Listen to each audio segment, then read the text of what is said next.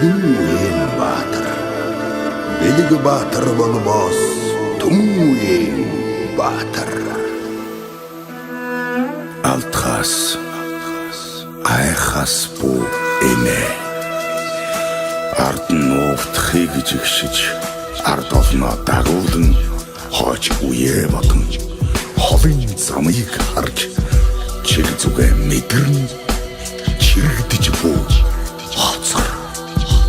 Сар шиг гийж, нар шиг гэрэлтэж, газарт гал дөлмөж, тэнгэрт одон гаргислуга үргэлж өөдөн хамтдаа дэшээ.